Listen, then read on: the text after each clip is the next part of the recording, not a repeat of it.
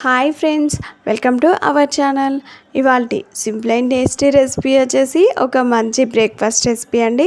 ఈ బ్రేక్ఫాస్ట్ చాలా సులువుగా రెడీ చేసుకోవచ్చు. మిగిలిపోయిన అన్నం ఉన్నట్లయితే దాన్ని వేస్ట్ చేయకుండా ఇలా బ్రేక్ఫాస్ట్ కనుక చేసుకున్నట్లయితే ఏమీగా ఎంజాయ్ చేస్తూ చాలా సాఫ్ట్గా టేస్టీగా తినేస్తారండి. ఆలస్యం చేయకుండా ప్రాసెస్లోకి వెళ్దామా. ముందుగా ఒక మిక్సీ జార్ తీసుకొని అందులో 1 కప్పు వరకు మిగిలిపోయిన అన్నం వేసుకోవాలి. ఇప్పుడు ఇందులోనే ఒక 1/2 కప్పు వరకు బొంబాయి రవ్వ వేసుకోవాలి. అదేనండి, సూజీ రవ్వ అంటాం కదా, దాన్ని ఒక 1/2 కప్పు వరకు వేసుకోవాలి. అదే 1/2 కప్పుతో 1 కప్పు వరకు పులిసిన పెరుగు వేసుకోవాలి. మీరు మామూలుగా ఉన్న పెరుగైనా వేసుకోవచ్చు, లేదంటే పులిసిన పెరుగు అయితే ఇంకా బాగుంటుంది. ఇవి వేసిన తర్వాత మిక్సీపై మూత పెట్టి మెత్తగా మిక్సీ పట్టుకోవాలి. చూడండి, కొంచెం రవ్వ లాగానే ఉండాలి, మరి మెత్తగా ఇంతవరకు కాకుండా కొంచెం రవ్వ లాగా మిక్సీ పట్టుకోవాలి.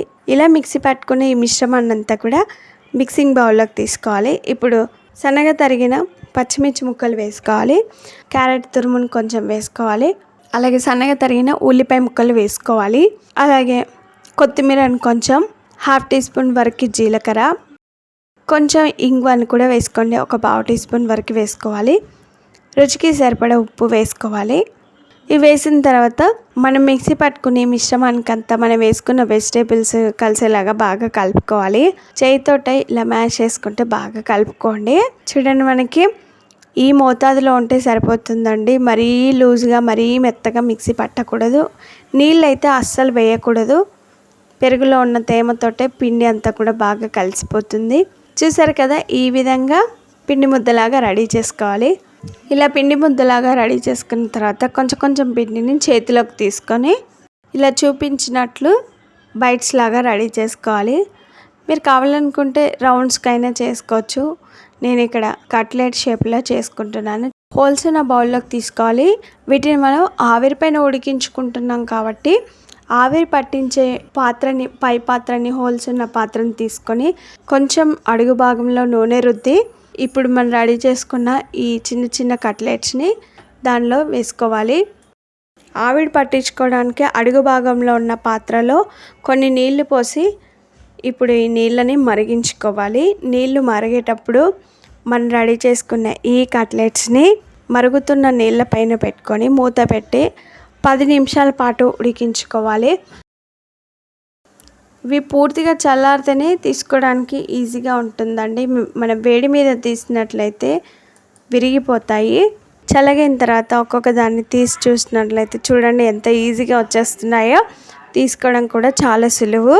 స్టవ్ పైన ఒక ఫ్రై ప్యాన్ పెట్టుకొని అందులో 2-3 స్పూన్ల వరకు నూనె పోయాలి. నూనె వేడిన తర్వాత 1/2 టీ స్పూన్ ఆవాలు, 1/2 టీ స్పూన్ జీలకర్ర వేయాలి.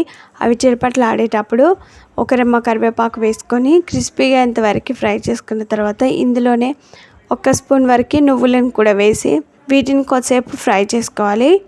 నువ్వులు వేగిన తర్వాత ఇందులో మనం ముందుగా ఉడికించుకొని రెడీ చేసి పెట్టుకున్న ఈ చిన్న కట్లెట్స్ని ఇందులో వేసుకొని ప్యాన్ని టాస్ చేస్తూ కలుపుకోవాలి. లేదు అంటే గరిటెతో అయినా మెల్లగా కలుపుకోవచ్చు. మనం రెడీ చేసుకున్న ఈ పోపు అంతా కూడా కట్లెట్స్కి పట్టేలాగా బాగా కలుపుకోవాలి. తర్వాత వీటిని ఒక సర్వింగ్ బౌల్లోకి తీసుకోవాలి. చట్నీతో సర్వ్ చేసుకుంటే అంతేనండి. నేను ఇందులోకి కాంబినేషన్గా మినుముల పచ్చడిని రెడీ చేసుకున్నానండి. సూపర్ టేస్టీగా ఉంది. ఎండుమిర్చి మినుముల కాంబినేషన్లో ఈ పచ్చడి చేసుకున్నాను. ఎంత బాగుందో మాటలలో చెప్పలేమండి. రెగ్యులర్గా పల్లీ చట్నీ, టమాటా చట్నీ కాకుండా ఇలా మినుముల పచ్చడిని రెడీ చేసుకోండి. ఆరోగ్యానికి ఆరోగ్యం, టేస్ట్కి టేస్ట్ చాలా బాగుంటుంది. ఈ మినుముల పచ్చడి ముందు వీడియోలో పోస్ట్ చేస్తానండి. ఎవరైనా చూడకపోతే ఒకసారి చూడండి. మరి ఈ సింపుల్ అండ్ టేస్టీ మిగిలిపోయిన అన్నంతో బ్రేక్ఫాస్ట్ రెసిపీ మీకు నచ్చిందా?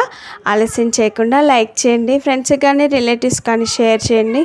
మీరు ఈ బ్రేక్ఫాస్ట్ రెసిపీని తప్పక ట్రై చేయండి. మీకు ఎలా వచ్చింది, టేస్ట్ ఎలా ఉందనేది కామెంట్ చేయండి. Thanks for watching. Bye bye.